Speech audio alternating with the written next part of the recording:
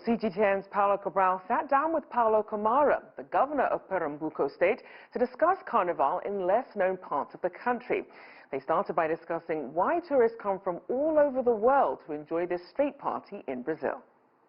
Bom, Pernambuco é estado do Nordeste brasileiro. Pernambuco is a state in Brazil's northeast that has great things. We have natural beauties, wonderful beaches, and a people that value very much their culture. Carnival has a long tradition. It's a popular party. And here in Pernambuco, it is very democratic. This is where people make the best carnival in the world because it's spontaneous, with people in costumes playing in the streets with much joy and peace.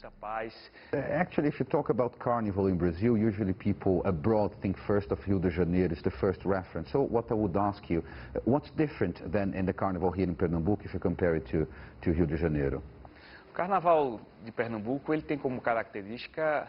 Carnival in Pernambuco happens on the streets. All the joy comes from the people.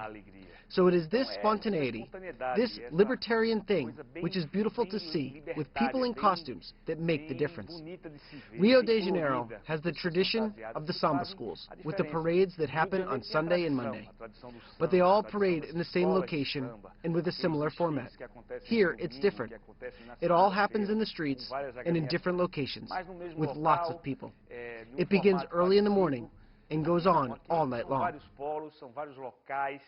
And beyond Carnival, apart from Carnival, what else is there to see here in Pernambuco? What are the touristic highlights of your state?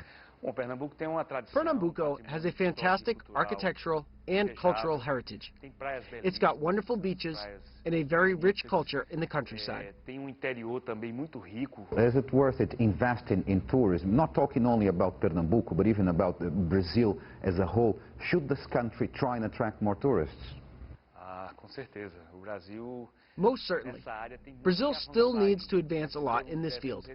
We still have the same number of tourists we had 39 years ago. So the federal government needs to invest in better planning to show the beauty of our country. It's a huge country, very diversified, that includes the Amazon jungle and our main postcard, Rio de Janeiro. And there is Sao Paulo, with its vocation for business tourism. Here in the Northeast, we have wonderful beaches and much potential. The governors from this region have created a group to show the potential of our region. We have already traveled to Europe for that, and now we plan to go to China as well. We have already important partnerships with China, and we want to deepen this.